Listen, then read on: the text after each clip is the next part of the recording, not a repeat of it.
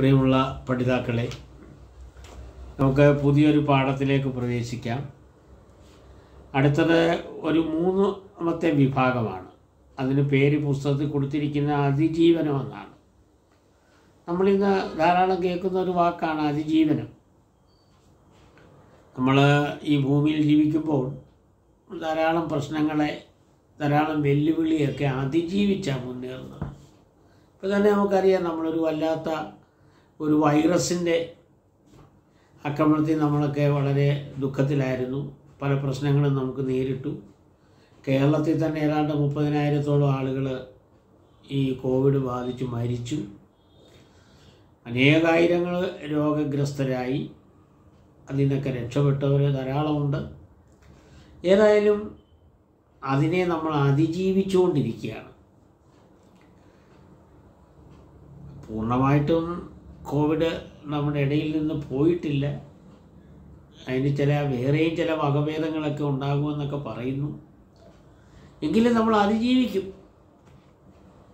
അതുപോലെ തന്നെ ഈ കഴിഞ്ഞ ആഴ്ചകളിൽ നമുക്ക് വെള്ളപ്പൊക്കത്തിൻ്റെ ചില ദുരിതങ്ങളുണ്ടായി. അതിനെ നമ്മൾ അതിജീവിച്ചു. അപ്പോൾ അതിജീവനം നമ്മളിന്ന് ധാരാളം കേൾക്കുകയും ബോധ്യപ്പെടുകയും നമ്മുടെ ജീവിതത്തിൻ്റെ ഭാഗമാവുകയും ചെയ്തുകൊണ്ടിരിക്കുകയാണ്. അപ്പോൾ അതിജീവനം എന്ന് പറയുന്ന ഭാഗത്ത് നമുക്ക് 4 പാഠങ്ങൾ കൊടുത്തിട്ടുണ്ട്. അതിൽ ഒന്നാമത്തെ പാഠം കോഴി എന്ന് പറയുന്ന പാഠമാണ്. അതൊരു കവിതയാണ്. വളരെ പ്രസിദ്ധ കവി കടമ്മനിട്ട രാമകൃഷ്ണൻ എഴുതിയതാണ് കോഴി എന്ന കവിത. നിങ്ങളെല്ലാവരും കേട്ടിട്ടുണ്ടായിരിക്കും കടമ്മനിട്ട രാമകൃഷ്ണൻ. അദ്ദേഹം നമ്മുടെ കുറച്ചു കാലം അദ്ദേഹം പോസ്റ്റൽ ഡിപ്പാർട്ട്മെൻറ്റിൽ ഒരു ഉദ്യോഗസ്ഥനായിരുന്നു. അവിടെ നിന്ന് റിട്ടയർ ചെയ്തതിന് ശേഷം സാഹിത്യരംഗത്ത് വളരെ സജീവമായി. അതുപോലെ തന്നെ അദ്ദേഹത്തിന് അല്പം രാഷ്ട്രീയം ഉണ്ടായിരുന്നു. അദ്ദേഹം MLA ആയിരുന്നു. അതെല്ലാം നമുക്കറിയാം. ഏതായാലും കടമ്മനിട്ട രാമകൃഷ്ണനെ കുറിച്ച് 99-ാമത്തെ പേജിൽ നമ്മുടെ പുസ്തകത്തിൽ കൊടുത്തിട്ടുള്ള ആ ഒരു ചെറിയ കുറിപ്പ് ഞാനൊന്ന് വായിക്കാം. 1935 മാർച്ചിൽ പത്തനംതിട്ട ജില്ലയിലെ കടമ്പനിട്ട ഗ്രാമത്തിൽ ജനിച്ചു. ഇന്ത്യൻ പോസ്റ്റൽ ഡിപ്പാർട്ട്മെൻറ്റിൽ ഉദ്യോഗസ്ഥനായിരുന്നു. പടയണി സംഗീതത്തിൻ്റെ സ്വാധീനത്തിൽ ജീവിച്ച അദ്ദേഹം ഔദ്യോഗിക ജീവിതത്തിൽ നിന്ന് വിരമിച്ച ശേഷം സാഹിത്യ സാംസ്കാരിക രംഗങ്ങളിൽ സജീവമായി. നമുക്കറിയാം, പത്തനംതിട്ടയിലെ ഈ പടയണി എന്ന് പറയുന്ന ആ കലാരൂപം നമ്മുടെ ഒരു പ്രാചീന കലാരൂപമാണ്, ഒരു അനുഷ്ഠാന കലയാണ്. അതിൽ വളരെ സജീവമായി പ്രവർത്തിച്ചിരുന്ന ഒരു വ്യക്തിയാണ് നമ്മുടെ കടമ്മനിട്ട രാമകൃഷ്ണൻ, കടമ്മനിട്ട വാസുദേവൻപിള്ള സാർ, ഇവരെല്ലാം. അപ്പോൾ അദ്ദേഹം സാഹിത്യ സാംസ്കാരിക രംഗങ്ങളിൽ സജീവമായി അദ്ദേഹം കുറേ കൃതികളൊക്കെ എഴുതി. പ്രധാന കൃതികൾ കടമ്മനിട്ട കവിതകൾ 2 ഭാഗമുണ്ട്. അതുപോലെ കവിത, മിശ്രതാളം, മഴ പെയ്യുന്നു, മദ്ദളം കൊട്ടുന്നു, സാമുവൽ ബക്കറ്റിൻ്റെ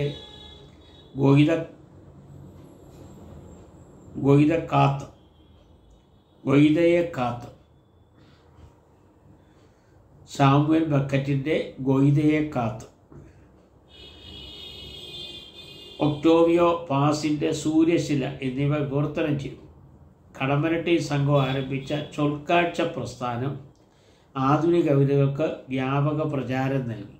ഇത് ഈ ചൊൽക്കാഴ്ച കവിത ചൊല്ലി അവതരിപ്പിക്കുക, ചെറിയ താളമേളങ്ങളോടുകൂടി. അവർ ചെറിയ പശ്ചാത്തല സംഗീതമൊക്കെ പശ്ചാത്തലം കാണും. അതിനോടുകൂടി കവിത വളരെ ഭംഗിയായിട്ട് അവതരിപ്പിക്കുക. കടമ്മനിട്ട രാമകൃഷ്ണപിള്ള സാറ് നമ്മുടെ ഈ മാവേലിക്കര പ്രദേശങ്ങളിലൊക്കെ അദ്ദേഹത്തിൻ്റെ പ്രസിദ്ധമായ കുറത്തി, അതുപോലെ മഴ പെയ്യുന്നു, മദ്ദളം കൊട്ടുന്നു, ഈ കവിതകളൊക്കെ അവതരിപ്പിച്ചത് ഞാൻ ഓർക്കുകയാണ്. അദ്ദേഹം ഇത് അവതരിപ്പിക്കാൻ വരുമ്പോൾ ഞാൻ അത് സജീവമായിട്ട് അദ്ദേഹത്തിൻ്റെ കൂടെ നിന്നിത് കേൾക്കാറുണ്ടായിരുന്നു. അപ്പോൾ അതിനൊരു പ്രത്യേക താളബോധമാണ്. പ്രത്യേകിച്ചും പടയണിയിൽ നിന്ന് വന്ന ആളല്ലേ.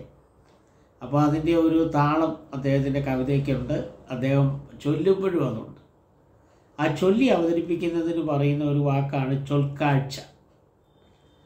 തട്ടാലപ്പുരം ജംഗ്ഷനിൽ നിന്ന് മഴ പെയ്യുന്നു, മദ്ദളം കൊട്ടുന്നു എന്ന് പറയുന്ന ആ കവിതയൊക്കെ അവതരിപ്പിച്ചാൽ ഞാൻ ഓർക്കുന്നുണ്ട്.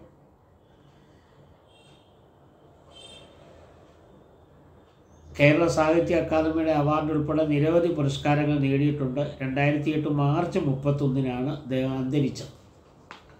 അപ്പോൾ ഞാൻ ഓർക്കുകയാണ് അദ്ദേഹത്തിൻ്റെ കുറത്തി എന്ന് പറയുന്ന കവിത. അദ്ദേഹത്തിൻ്റെ ഒരു കവിതാ സമാഹാരമാണ് എൻ്റെ കയ്യിലിരിക്കുന്ന ഈ പുസ്തകം. കവിതാ സമാഹാരം അദ്ദേഹത്തിൻ്റെ കടമ്പനിട്ട കവിതകളാണ്.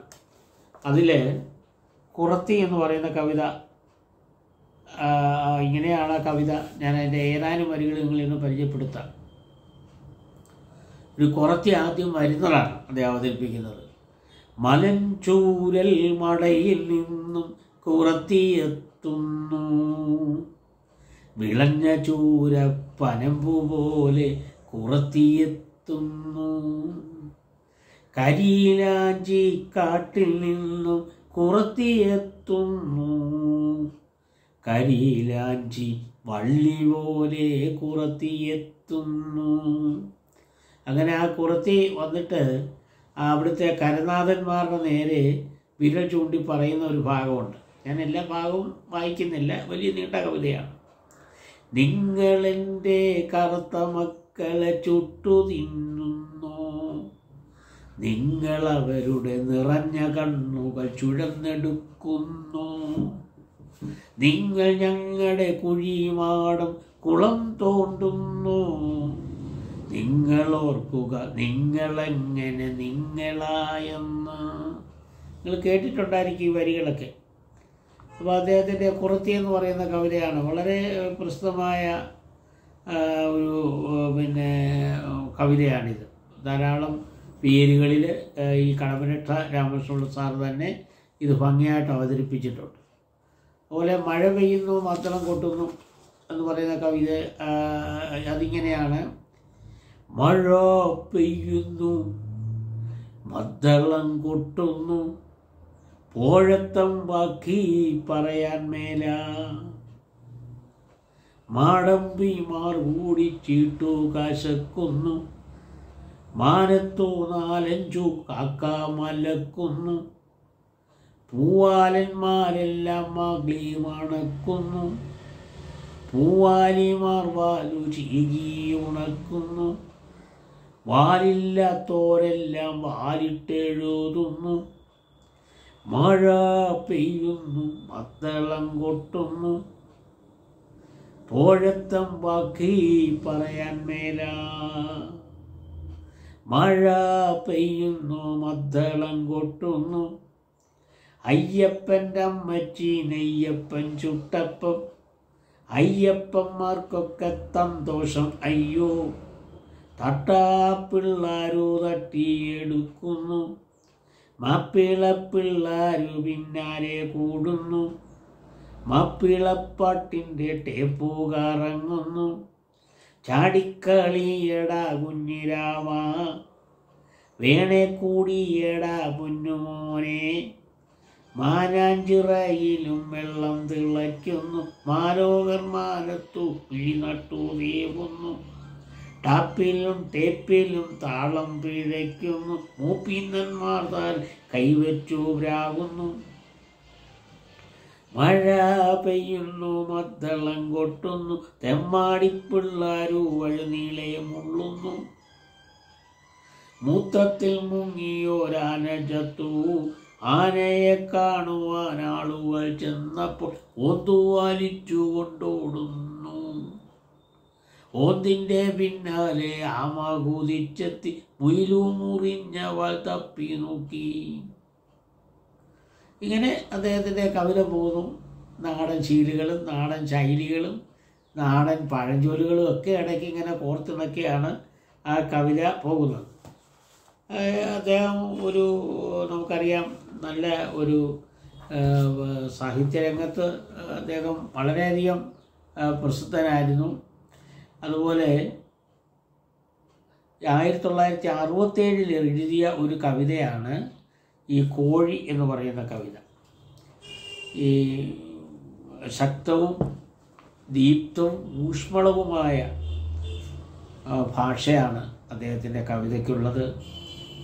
അതുപോലെ തന്നെ നല്ല ഗ്രാമീണത കലർന്ന കവിതയാണ്. അദ്ദേഹം വളരെ കീഴാളന്മാർക്ക് വേണ്ടി അവരുടെ ഭാഷയിലും രീതിയിലും വളരെ മനോഹരമായി കവിത രചിച്ചിട്ടുണ്ട്. അധ്വാനവും അനുഷ്ഠാനവും കൂടിച്ചേർന്ന ഒരു അന്തരീക്ഷമാണ് ഈ കടമ്മനിട്ട കവിതകളിൽ നമുക്ക് ബോധ്യപ്പെടുന്നത്.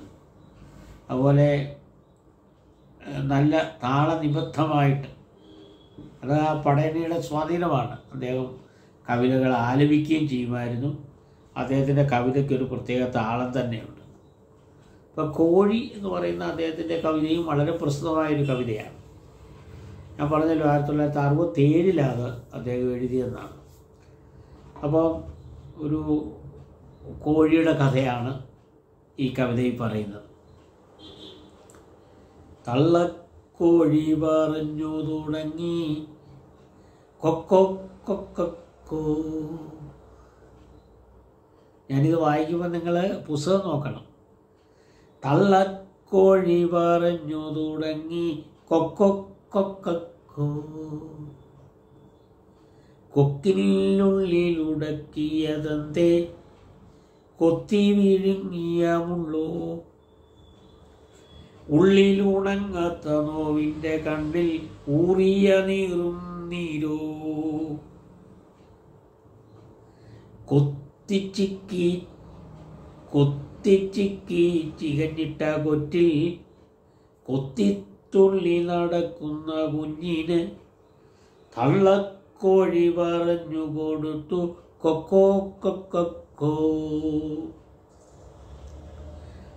താളം തുള്ളുന്ന കുഞ്ഞിനും തെറ്റി താളം അമ്മ തൻ ഗൽഗതം കണ്ടേ, കുഞ്ഞേതുള്ളാൻ സമയമില്ലിപ്പോൾ കാഞ്ഞ വെയിലത്തു കാലുകൊള്ളുമ്പോൾ, എന്നും എൻ്റെ ചിറകിൻ്റെ കീഴിൽ നിന്നു നിന്റെ വയറു നിറയ്ക്കാം എന്നു തോന്നുന്ന തോന്നലു വേണ്ട, നിന്റെ ജീവിതം നിൻ കാര്യം മാത്രം നേരമായി നിനക്കു ജീവിക്കാൻ നേരമിന്നു തിരക്കു കൂട്ടുന്നു. അപ്പോൾ ആദ്യത്തെ ആ ഭാഗത്ത് ഒരു തള്ളക്കോഴി തൻ്റെ കുഞ്ഞുങ്ങളെ കൂടെ നിർത്തി. നമുക്കറിയാം തള്ളക്കോഴി കുഞ്ഞുങ്ങളെ പരിപാലിക്കുന്ന കാര്യമൊക്കെ. ഏറ്റവും സുരക്ഷിതമായി ഒരു കാക്കയ്ക്കും പൂച്ചയ്ക്കും പരുന്തിനും കൊടുക്കാതെ കുഞ്ഞുങ്ങളെ തൻ്റെ ആ ചിറകിൽ ഇങ്ങനെ ഒതുക്കി അങ്ങനെ കൊണ്ടു നടക്കുന്ന ഒരു തള്ളക്കോഴിയുടെ ചിത്രമൊന്ന് മനസ്സിലൊന്ന് ആലോചിച്ച് നോക്കി. ഒരു 10-15 കോഴിക്കുഞ്ഞുങ്ങളുണ്ട്, അതിനെ ഇങ്ങനെ ഒതുക്കി നിർത്തും. എവിടെയെങ്കിലും ഒരു വലിയ പരുന്തിൻ്റെ ഒരു നിഴലോ ഒരു കാക്കയുടെ ശബ്ദമോ കേട്ടാൽ പെട്ടെന്ന് അതിനെയെല്ലാം തൻ്റെ ചിറകിൻ്റെ കീഴിലോട്ടാക്കും. അങ്ങനെ വളരെ സുരക്ഷിതമായിട്ടാണ് തള്ളക്കോഴി തൻ്റെ കുഞ്ഞുങ്ങളെ കൊണ്ട് നടക്കുന്നത്. ജീവിതത്തിൻ്റെ ഒത്തിരി കടുത്ത വെല്ലുവിളികളെ നേരിട്ട് ജീവിക്കുന്ന ഒരു തള്ളക്കോഴിയാണ്. അപ്പോൾ ആ തള്ളക്കോഴി തൻ്റെ കുഞ്ഞുങ്ങളെ ചില പാഠങ്ങളൊക്കെ പറഞ്ഞു കൊടുക്കുകയാണ്. നമുക്കറിയാം നമ്മുടെ ആദ്യത്തെ ഗുരു ആരാ? നമ്മുടെ അമ്മ തന്നെ. കൊച്ചു കുഞ്ഞുങ്ങളെ അടുക്കി പിടിച്ച് ചേർത്ത് കിടത്തി അമ്മമാരെന്തെല്ലാം കഥകൾ പറഞ്ഞു തരും, അമ്മമാരെന്തെല്ലാം നമ്മളോട് പറഞ്ഞിട്ടുണ്ട്. വാസ്തവത്തിൽ ഇന്ന് അമ്മമാർ നല്ല രീതിയിൽ കുഞ്ഞുങ്ങൾക്ക് ഉപദേശം കൊടുക്കാത്തത് കൊണ്ടുള്ള ഒത്തിരി ഭവിഷ്യത്തുകൾ ഇന്ന് നമ്മുടെ സാമൂഹ്യ ജീവിതത്തിലുണ്ട്. നമ്മളെങ്ങനെയാണ് സമൂഹത്തിൽ പെരുമാറേണ്ടത്, മുതിർന്നവരെ കാണുമ്പോൾ നമ്മളെങ്ങനെ പെരുമാറണം, സ്കൂളിൽ എങ്ങനെ പെരുമാറണം, കൂട്ടുകാരോടെങ്ങനെ ഇടപെടണം, അധ്യാപകരോടെങ്ങനെ ഇടപെടണം, ഇതൊക്കെ നമുക്ക് ആദ്യ പാഠങ്ങൾ നൽകുന്നത് അമ്മമാരാണ്. ആഹാരം കഴിക്കുമ്പോൾ എന്തൊക്കെ ശ്രദ്ധിക്കണം, കുളിക്കുന്നത്, നനയ്ക്കുന്നത്, വസ്ത്രം ധരിക്കുന്നത് എല്ലാം നമുക്ക് ഒത്തിരി പാഠങ്ങൾ അമ്മമാർ നമുക്ക് പറഞ്ഞു തന്നിട്ടുണ്ട്. നമ്മൾ ഓർക്കുന്നില്ല. വളരെ ബാല്യകാലത്ത് നമ്മളെ കൊണ്ടു നടന്ന് നമുക്ക് വേണ്ടുന്നതൊക്കെ ചെയ്തു തന്ന് നമുക്കെല്ലാം പറഞ്ഞു തരുന്നത് അമ്മമാരാണ്. അപ്പോൾ ഇവിടെ ഈ തള്ളക്കോഴിയും തൻ്റെ കുഞ്ഞുങ്ങൾക്ക് ചില പാഠങ്ങളൊക്കെ പറഞ്ഞു കൊടുക്കുകയാണ്. എങ്ങനെയാണ് ഈ തള്ളക്കോഴിക്ക് ഈ പാഠങ്ങളൊക്കെ കിട്ടിയത്? തൻ്റെ ജീവിതാനുഭവങ്ങളിൽ നിന്നാണ്. അപ്പോൾ ചിലപ്പോൾ നമ്മൾ ചിന്തിക്കും, ഇന്നത്തെ ചില കുട്ടികൾക്കൊരു ചിന്താഗതിയുണ്ട്, കമ്പ്യൂട്ടർ എനിക്കറിയാം, മൊബൈലിലെ എല്ലാ കാര്യങ്ങളും ഞാനാണ് മനസ്സിലാക്കിയിട്ടുള്ളത്, വീട്ടിലെ അച്ഛനും അമ്മയ്ക്കും ഒന്നും ഇത് അറിയത്തില്ല, ഒരു പ്രായമായി, എന്ന് ചിലപ്പോൾ കുട്ടികൾ ചിന്തിച്ചേക്കാം. ചില വീടിൻ്റെയൊക്കെ റിമോട്ട് കൺട്രോള് ഈ കുട്ടികളങ്ങ് പിടിച്ചു വാങ്ങിക്കും. അമ്മയ്ക്ക് അറിയത്തില്ല, അച്ഛൻ അറിയത്തില്ലെന്ന് പറഞ്ഞാൽ അപ്പൂപ്പൻ അറിയത്തില്ല. പക്ഷേ ഈ കുട്ടി മനസ്സിലാക്കണം, എത്രയോ ജീവിത അനുഭവമുള്ളവരാണ് ഈ അമ്മയും അച്ഛനും അപ്പൂപ്പനും അമ്മൂമ്മയൊക്കെ. അവരെത്തെങ്കിലും വെല്ലുവിളിയാണ് നേരിട്ടതെന്ന് ഈ കുഞ്ഞിനെ മനസ്സിലാക്കിയിട്ടില്ല. അവരുടെ ജീവിതത്തിൽ നിന്ന് ഒത്തിരി പാഠങ്ങൾ ഈ കുഞ്ഞുങ്ങൾക്ക് പകർന്നു കൊടുക്കാനുണ്ട്. പലപ്പോഴും കുഞ്ഞുങ്ങളത് കേൾക്കാത്തത് കൊണ്ടും അമ്മമാർ ഇതൊന്നും പറഞ്ഞു കൊടുക്കാത്തത് കൊണ്ടുമാണ് ഇന്നുണ്ടാകുന്ന പല ഭവിഷ്യത്തുകളും ഉണ്ടാകുന്നത്.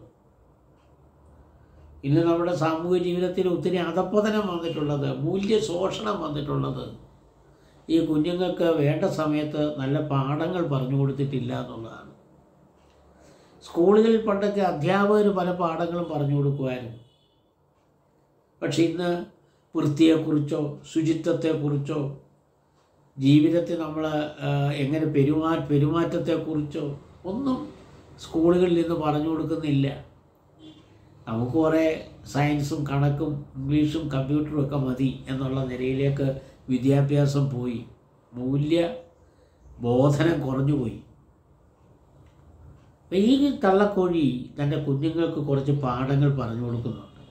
തള്ളക്കോഴി പറഞ്ഞു തുടങ്ങി. എന്താ തള്ളക്കോഴി പറഞ്ഞു കൊടുത്തത്? കൊക്കോ. തള്ളക്കോഴിയുടെ ഭാഷ കൊക്കോന്ന. നമുക്കറിയാം, ഒരു തള്ളക്കോഴി എന്തെങ്കിലും ഒരു തീറ്റ എടുത്താൽ ഉടനെ ഒരു വലിയ തീറ്റയാണെങ്കിൽ, ഒരു ചീനിയുടെ കഷ്ണമോ വല്ലതും ആണെങ്കിൽ എന്തു ചെയ്യും തള്ളക്കോഴി?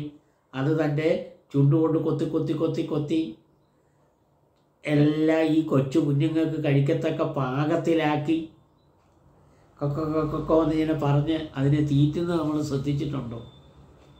നമ്മുടെ കൊച്ചു കുഞ്ഞുങ്ങൾക്ക് നമ്മൾ കുറുക്കുമൊക്കെ ഉണ്ടാക്കി അമ്മമാർ പുറകെ നടന്ന് തീറ്റിക്കുന്ന പോലെ.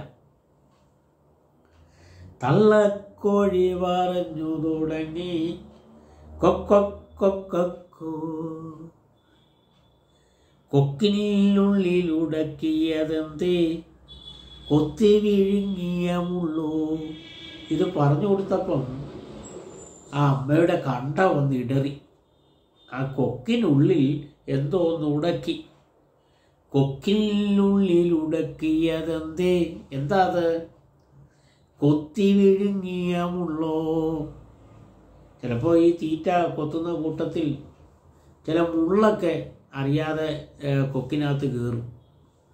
പക്ഷെ അത് തള്ളക്കോഴി വിഴുങ്ങത്തില്ല. അത് ഇങ്ങനെ ഒന്ന് കൊത്തി തൻ്റെ ഉള്ളിലേക്ക് കടന്നത് തീറ്റയല്ലെന്ന് കണ്ടാൽ അത് കളയും. കൊക്കിനുള്ളിലുടക്കിയതെന്തോ കൊത്തി വിഴുങ്ങിയ മുള്ളോ. ഉള്ളിൽ ഉണങ്ങാത്ത നോവിൻ്റെ കണ്ണിൽ ഊറിയ നീറും നീരോ. മുള്ളാണോ അതോ ഉള്ളിൽ ഉണങ്ങാത്ത നോവിൻ്റെ? അവരുടെ ഈ തള്ളക്കോഴിയുടെ ഉള്ളിൽ ചില മുറിവുകളുണ്ട്, ചില വേദനകളുണ്ട്, അവർ നേരിട്ട ചില പ്രശ്നങ്ങളുണ്ട്. അത് ഇന്നും ആ മുറിവുകൾ ഉണങ്ങിയിട്ടില്ല. ആ നോവിൻ്റെ കണ്ണിലൂറിയ നീറും നീരോ. ആ നോവിൻ്റെ കണ്ണിലൂടെ ഊറി വന്ന നീറുന്ന നീരാണോ ആ കൊക്കിലിങ്ങനെ ഉടക്കിയത്? നീറുന്ന, എന്നും കനൽ പോലെ എരിഞ്ഞുകൊണ്ടിരിക്കുന്ന, മനസ്സിനെ ഇപ്പോഴും മതിച്ചുകൊണ്ടിരിക്കുന്ന, നീറ്റലുളവാക്കുന്ന നീരാണോ ആ കൊക്കിലുടക്കിയത് അതോ മുള്ളാണോ? അറിഞ്ഞൂടാ.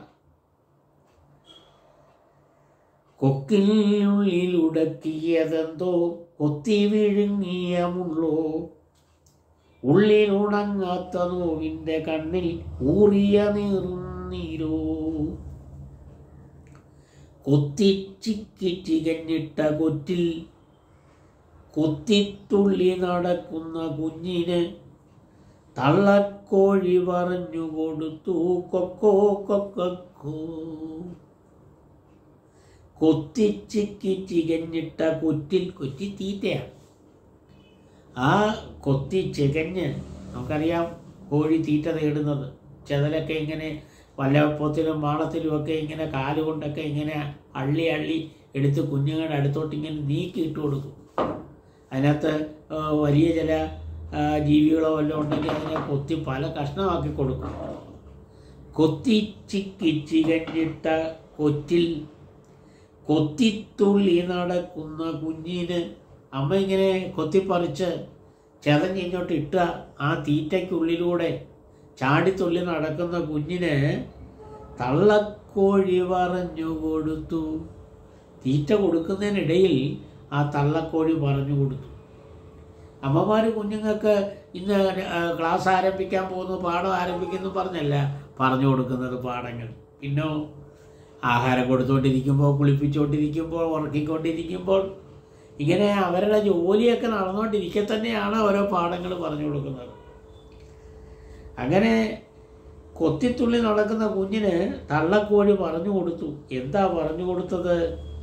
താളം തുള്ളുന്ന കുഞ്ഞിനും തെറ്റി താളം. ഈ കുഞ്ഞിനിത് വല്ലതും അറിയാമോ? ജീവിതം ആരംഭിക്കുന്നതേ ഉള്ളൂ. ഈ തീറ്റ ചെതലെല്ലാം കൂടെ കണ്ടപ്പോഴത്തേക്കിന്, ഇഷ്ടം പോലെ ആഹാരം കണ്ടപ്പോഴത്തേക്കിന് ഈ കോഴിക്കുഞ്ഞുങ്ങൾ തുള്ളാൻ തുടങ്ങി. താളം തുള്ളുന്ന കുഞ്ഞിനും തെറ്റി. പക്ഷേ അമ്മയുടെ ചുണ്ടിൽ, ആ കൊക്കിൽ എന്തോ ഉടക്കി എന്ന് മനസ്സിലായപ്പോൾ ആ താളം കുഞ്ഞിനും തെറ്റി. താളം തുള്ളുന്ന കുഞ്ഞിനും തെറ്റി താളം, അമ്മതൻ ഗൽഗതം കാൺകേ. അമ്മയ്ക്ക് വാസ്തവത്തിൽ ഗൽഗതമായിരുന്നു, സങ്കടത്തിൻ്റെ ഒരു നീരായിരുന്നു ആ തൊണ്ടയിൽ ഉടക്കിയത്. വേദനയുടെ ഒരു പുകച്ചിലാണ് അവിടെ ഉണ്ടായത്. ആ ഊറിയ വേദനയുടെ ഒരു നീരാണ് അവരുടക്കിയത്. അത് കണ്ടപ്പോൾ, അമ്മയുടെ ഈ പ്രയാസം കണ്ടപ്പോൾ, അമ്മയുടെ ആ ഗൽഗതം കണ്ടപ്പോൾ കുഞ്ഞുങ്ങളുടെയും താളം ഒന്ന് തെറ്റി. താളം തുള്ളുന്ന കുഞ്ഞിനും തെറ്റി താളം, അമ്മതൻ ഗൽഗതം കാൺകേ. കുഞ്ഞേതുള്ളാൻ സമയമില്ലിപ്പോൾ. അമ്മ കുഞ്ഞിനോട് പറയുകയാണ്. എന്താ പറഞ്ഞേ? മോനെ, കുഞ്ഞേതുള്ളാൻ സമയമില്ലിപ്പോൾ. നീ ഇങ്ങനെ തുള്ളിക്കളിക്കാതെ. ഇങ്ങനെ തുള്ളിക്കളിച്ചാൽ അപകടങ്ങൾ വരും. നിന്നെ ശ്രദ്ധിക്കും. മരക്കൊമ്പിൽ പരുന്ത് കാണും. നീ ഇങ്ങനെ തുള്ളിത്തുള്ളി ചാടി എൻ്റെ അടുത്തുനിന്ന് മാറി അങ്ങോട്ടും ഇങ്ങോട്ടും ഒക്കെ പോയാൽ അപകടമുണ്ടാകും. കുഞ്ഞേതുള്ളാൻ സമയമില്ലിപ്പോൾ. എന്തുകൊണ്ട്? കാഞ്ഞ വെയിലത്തു കാലുകൊള്ളുമ്പോൾ. അത് നല്ല വെയിലത്താ ഇവർ തീറ്റി ഇങ്ങനെ ചിക്കി എറിഞ്ഞത്. കാഞ്ഞ വെയിൽ, നല്ല തീ വെയില. കാഞ്ഞ വെയിലത്തു കാലുകൊള്ളുമ്പോൾ എന്നും എൻ്റെ ചിറകിൻ്റെ കീഴിൽ. അപ്പോൾ നിരവധി കാഞ്ഞ വെയിലുകൾ അവരെ അഭിമുഖീകരിക്കാനുണ്ട്. എന്തൊക്കെ ആയിരിക്കാം ഈ കാഞ്ഞ വെയിലുകൾ? തീർച്ചയായിട്ടും ദാരിദ്ര്യം ഒരു വലിയ കാഞ്ഞ വെയിലാണ് നമ്മളേക്ക്.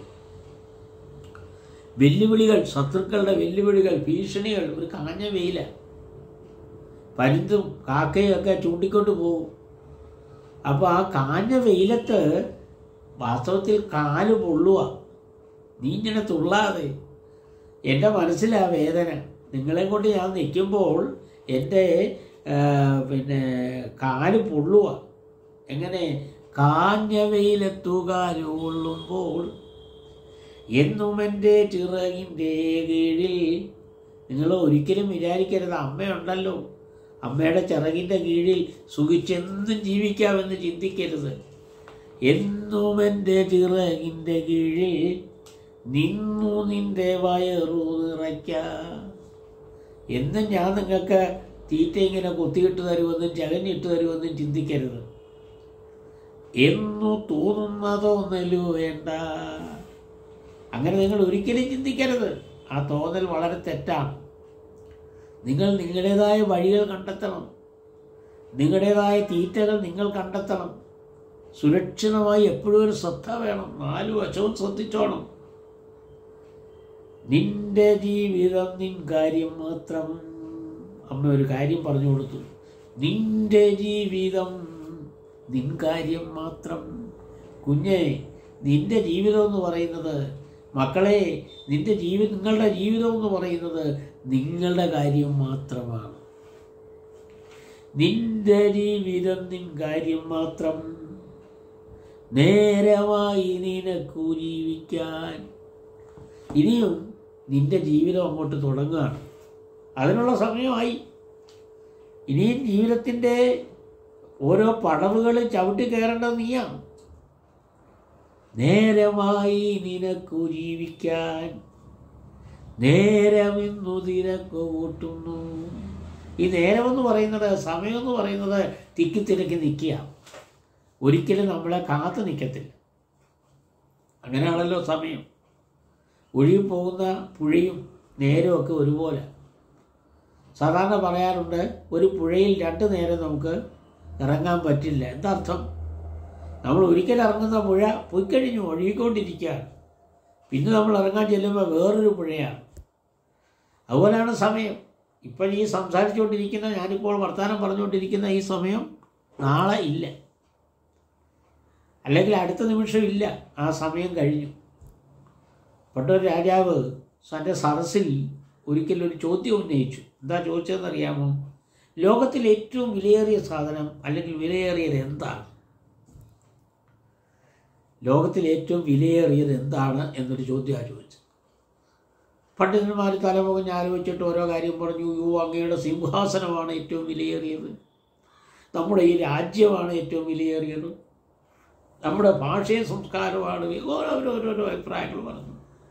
അങ്ങയുടെ ഭണ്ഡാകാരത്തിലെ രത്നവും വെള്ളിയും ഒക്കെയാണ് വിലയേറിയത്. ഇങ്ങനെയൊക്കെ ഒത്തിരി അഭിപ്രായങ്ങൾ പറയും. അങ്ങയുടെ കിരീടം അത് ഏറ്റവും വിലയേറിയതാണ്, ആ മകുടം. രാജാവ് പറഞ്ഞു ഇതൊന്നുമല്ല. ഒടുവിൽ പണ്ഡിതന്മാർ, രാജാവ് ഒന്നും സമ്മതിക്കുന്നില്ല, അവരോരോ അഭിപ്രായങ്ങൾ പറഞ്ഞിട്ടു. രാജാവ് പറഞ്ഞു സമയമാണ് ഏറ്റവും വിലയേറിയത്. എന്തുകൊണ്ടാണ് രാജാവ് പറഞ്ഞത്? നമ്മളിപ്പോൾ സംസാരിച്ചുകൊണ്ടിരിക്കുന്ന സമയം കഴിഞ്ഞു പോയി, നഷ്ടപ്പെട്ടു. ഒരാൾക്ക് ആരോഗ്യം ക്ഷയിച്ചാൽ മരുന്ന് സേവിച്ചോ മറ്റെന്തെങ്കിലുമൊക്കെ രീതിയിലോ അയാൾക്ക് ആരോഗ്യം വീണ്ടെടുക്കാം. ഒരാൾക്ക് ധനം നഷ്ടപ്പെട്ടു പോയാൽ അയാൾ കഠിനാധ്വാനം ചെയ്താൽ ധനം നേടാം. ഒരാൾക്ക് കൃഷി നഷ്ടപ്പെട്ടു പോയാൽ വീണ്ടും കൃഷി ചെയ്യാം. ഒരാൾക്ക് വിദ്യാഭ്യാസം കിട്ടിയില്ല, പക്ഷേ അയാൾ കഠിന പരിശ്രമം ചെയ്താൽ ആ അറിവ് നേടാം. പക്ഷേ സമയമെന്ന് പറയുന്നത് നമ്മുടെ കയ്യിൽ നിന്ന് നഷ്ടപ്പെട്ടു പോയാൽ ആ സമയം പിന്നീട് നമുക്ക് തിരിച്ചെടുക്കാൻ കഴിയില്ല.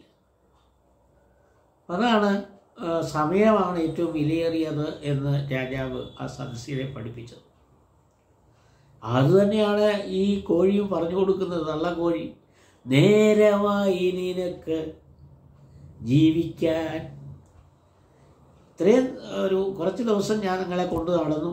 എങ്ങനെയാണ് ചെകയേണ്ടത്, എങ്ങനെയാണ് തിന്നേണ്ടത്, തീറ്റ തേടേണ്ടത് എങ്ങനെയാണ്, എവിടൊക്കെയാണ് തീറ്റ ഉള്ളതെന്നൊക്കെ ഞങ്ങൾ കാണിച്ചു തന്നു. ഇനിയും നിങ്ങളുടെ ജീവിതം നിങ്ങളുടെയാണ്.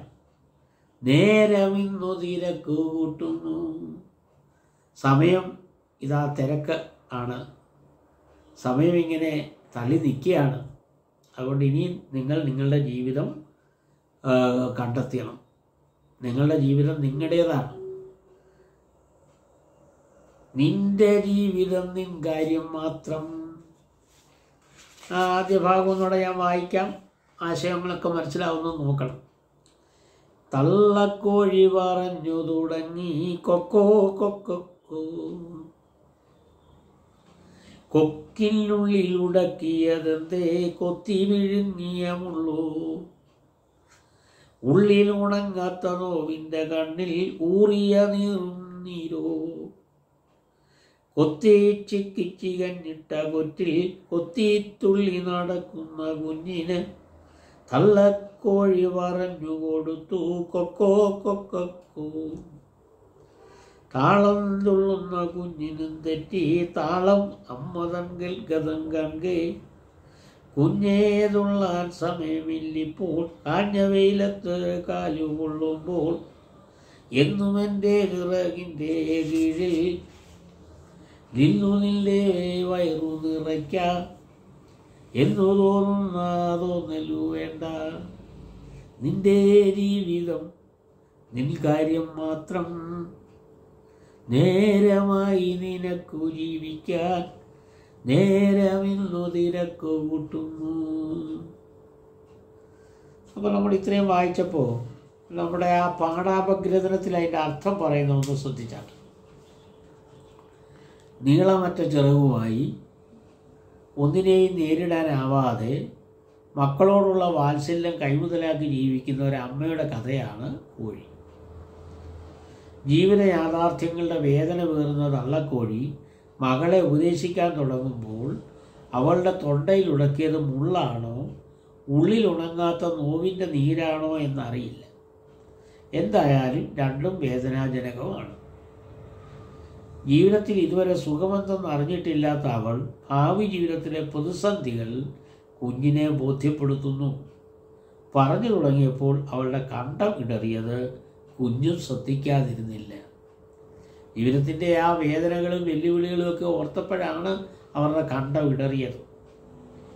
എന്നിട്ട് എന്താ പറഞ്ഞത്? കുഞ്ഞെ, തുള്ളാൻ സമയമില്ല. എല്ലാ കാലവും എൻ്റെ ചിറകിൻ്റെ കീഴിൽ അഭയം തേടാമെന്ന് വിചാരിക്കരുത്. നിന്റെ ജീവിതം നിന്റെ മാത്രം കാര്യമാണ്. ദാരിദ്ര്യത്തിൻ്റെയും പട്ടിണിയുടെയും ഭീഷണികളുടെയും കാഞ്ഞ വെയിലത്ത് കാല് കൊള്ളുമ്പോൾ ആർക്കാണ് തുള്ളാൻ കഴിയുക? ഇതൊക്കെ ചിന്തിക്കുമ്പോൾ ആർക്കാണ് തുള്ളാൻ കഴിയുക? സ്വന്തം കാര്യം നോക്കാനുള്ള ഉത്തരവാദിത്വം ആ വ്യക്തി തന്നെ അധിഷ്ഠിതമാണ്.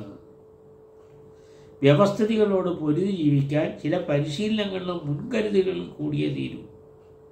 അമ്മയാണെന്ന ഒറ്റ കാര്യം കൊണ്ട് മാത്രമാണ് മക്കളെ ചിറകിൻ കീഴിൽ നിർത്തി വളർത്തിയത്. കുട്ടികൾക്ക് പ്രായത്തിനനുസരിച്ച് മാർഗനിർദ്ദേശങ്ങൾ നൽകുവാനോ ജീവിത അവബോധം പകരാനോ ശ്രമിക്കാതെ സ്വന്തം സുഖത്തിൽ അഭിരമിക്കുന്ന അമ്മമാരിൽ നിന്നും വ്യത്യസ്തയാണ് തള്ളക്കോഴി. നമ്മുടെ ഇടയിൽ ചില അമ്മമാരുണ്ട്, സ്വന്തം കാര്യം നോക്കി പോകുന്നവരുണ്ട്. പറക്കമുറ്റാത്ത കൊച്ചു പിള്ളേരെയൊക്കെ ഉപേക്ഷിച്ച് കാമുകൻ്റെ കൂടെ വിളിച്ചോടുന്ന ധാരാളം അമ്മമാരുടെ കഥകൾ ഇപ്പം നമ്മൾ പത്രത്തിലൂടെയും ഒക്കെ ഇപ്പോൾ വായിച്ചുകൊണ്ടിരിക്കുകയാണ്.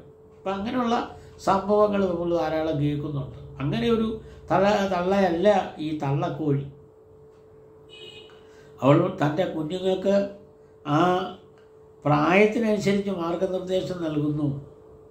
ഇന്ന് നമ്മുടെ കുഞ്ഞുങ്ങൾ എന്തെങ്കിലും വഴിതെറ്റി പോകുന്നുണ്ടെങ്കിൽ പ്രായത്തിനനുസരിച്ചുള്ള മാർഗനിർദ്ദേശങ്ങൾ നമ്മൾ കൊടുക്കാത്തതുകൊണ്ടാണ്.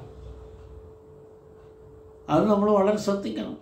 പ്രത്യേകിച്ചും ഇന്ന് ധാരാളം കുറ്റവാളികൾ, കൗമാരപ്രായക്കാർ, 15 വയസ്സിന് താഴെയുള്ള ധാരാളം കുറ്റവാളികൾ ഉണ്ടാകുന്നുണ്ട്.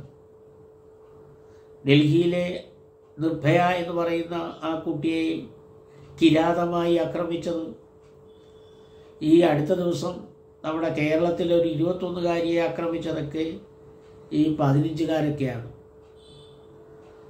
ബാല്യത്തിൻ്റെ പേരിൽ അവരെ ശിക്ഷയിൽ നിന്നൊക്കെ അല്പം ഇളവൊക്കെ ലഭിക്കുന്നുണ്ട്. അത് പാടില്ല എന്നുള്ള ശബ്ദം ഉയർന്നു കഴിഞ്ഞു. കാരണം ഇന്നത്തെ നമ്മുടെ സാമൂഹികമായ അവബോധത്തിൽ ഇവരൊക്കെ വലിയ മെച്യൂർഡായി കഴിഞ്ഞു. മൊബൈലിലൂടെ ഇൻ്റർനെറ്റിലൂടെ ഒത്തിരി കാര്യങ്ങൾ അവർ പഠിച്ചിട്ടാണ് ഈ അക്രമങ്ങളൊക്കെ ചെയ്യുന്നത്. അപ്പോൾ തീർച്ചയായിട്ടും പ്രായത്തിനനുസരിച്ച് കുഞ്ഞുങ്ങൾക്ക് അല്ലെ മക്കൾക്ക് നമ്മൾ ചില പാഠങ്ങൾ പറഞ്ഞു കൊടുക്കണം. സ്ത്രീകളോട് എങ്ങനെ പെരുമാറണം, മുതിർന്നവരോട് എങ്ങനെ പെരുമാറണം, അമ്മമാരെ അല്ലെങ്കിൽ പ്രായമുള്ളവരെ നമ്മൾ എങ്ങനെ കാണണം, ഇങ്ങനെയൊക്കെ കുട്ടികൾക്ക് പറഞ്ഞു കൊടുക്കണം. ഇല്ലെങ്കിൽ ഒത്തിരി ഭവിഷ്യത്തുകൾ നമ്മുടെ സമൂഹത്തിലുണ്ടാകും. അങ്ങനെ ഉള്ള പറഞ്ഞു കൊടുക്കാത്ത ഒരമ്മയല്ല ഈ തള്ളക്കോഴി. മാതാവിൻ്റെ കരുതലിലാണ് മക്കളുടെ സുരക്ഷിതത്വം എന്ന് വിശ്വസിക്കുന്നവളാണ്. വളരെ ശ്രദ്ധേയമായ ഒരു കാര്യമാണ്. മാതാവിൻ്റെ കരുതലിലാണ് മക്കളുടെ സുരക്ഷിതത്വം. അപ്പോൾ അത്രയും കാര്യമാണ് ആ പാഠാപഗ്രഥനത്തിലെ ആദ്യ 2 പാരഗ്രാഫിലാണ് ഉള്ള കാര്യമാണ് ഇപ്പോൾ നമ്മളിവിടെ പഠിച്ചു കഴിഞ്ഞത്. അപ്പോൾ ഇനിയും നമുക്ക് അടുത്ത ഇപ്പോൾ കുറച്ച് വരികളൊക്കെ വിട്ടിട്ടുണ്ട്, അതാ ഇങ്ങനെ ഡോട്ട് കാണിച്ചേക്കുന്നത്. പ്രധാനപ്പെട്ട ചില ഭാഗങ്ങൾ മാത്രമാണ് ഇവിടെ എടുത്തിരിക്കുന്നത്. ഇനി അടുത്ത ഭാഗത്തിലേക്ക് കടക്കാം.